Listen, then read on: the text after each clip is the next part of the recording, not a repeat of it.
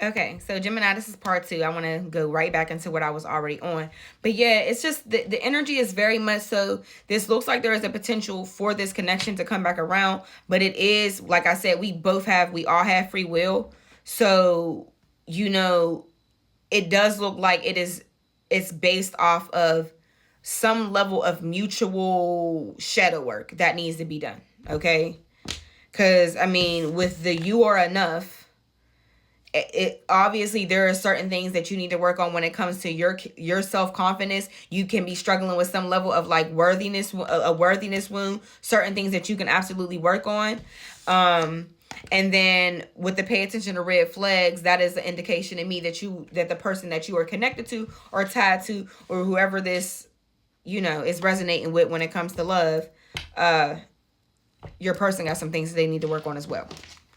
And patience is key. But anywho, it does. I did catch 11:11 p.m. during our part one reading. So let me look up angel number 11:11 when it comes to love. It says the angel number 11:11 signifies a powerful alignment and manifestation opportunity in love, indicating you are attracting your desires, whether a new love, a soulmate, or a deeper connection in your current relationship. It serves as a message from the universe to focus on positive thoughts about what you want in your love life, as new beginnings or significant growth in your romantic journey is on the horizon. Okay, it also can indicate the proximity of a soulmate or significant person who will influence your life. Tell me more, Spirit, for my Geminis. Tell me more for my Geminis. Tell me more for my Gemini, Spirit. What is it that their higher self, spirit guides want them to hear and know the most at this time? And it says, be present. You will attract love by enjoying your life as it is, wherever you are, be all there. Yeah. Even so, it's like, it's so weird because like, yeah, it takes me back to the part one reading where it's like very much so of Gemini, you need to enjoy 222 on the timer. There's so many synchronicities I keep catching during this reading. Like, what the heck? But it's something about the energy of you having the attitude of gratitude about the love and the different things that are already present and enjoyable in your life right now. Like while that person's doing their work and you're doing their work, and I'm just letting you know now, patience is key. Patience did come out.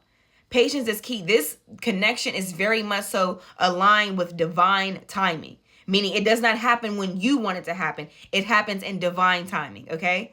So in the meantime, in between time, love on yourself. In the meantime, in between time, do what you need to do to increase your self-worth. Start some type of routine where you're showing up for yourself on a day-to-day basis, okay? Where it's boosting your confidence and making you feel more valuable, okay?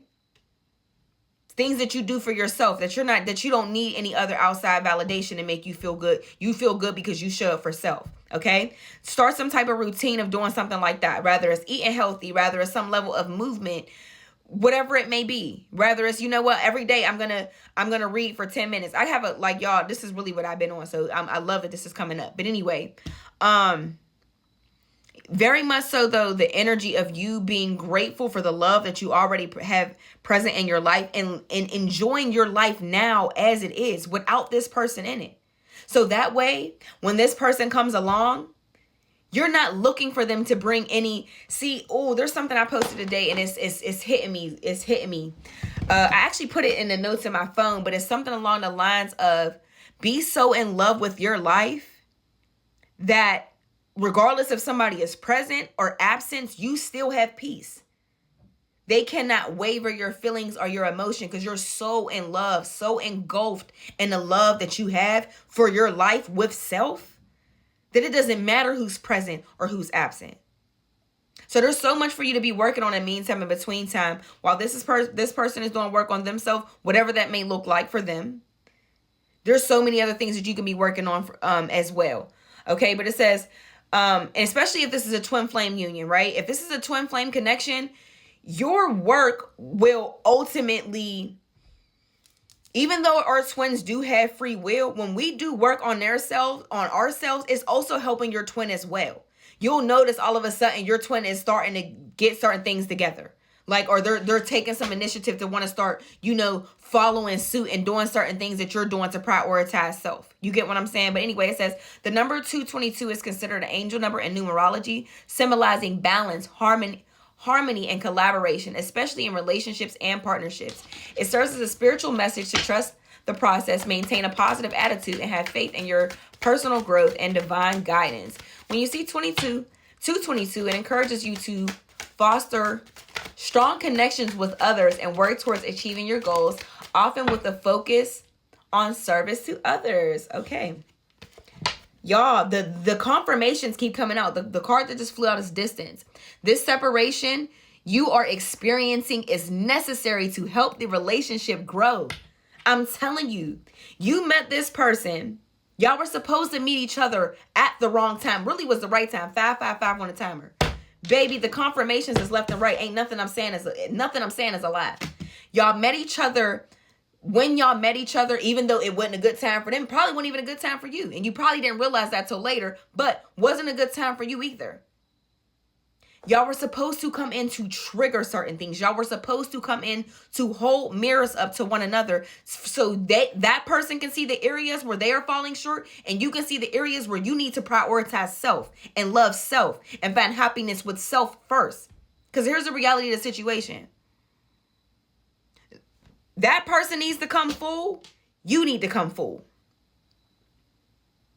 I'm not supposed to be looking. You're not supposed to be looking to that person to make you happy. That person ain't supposed to be looking at you to make you happy, to make them happy. Yeah.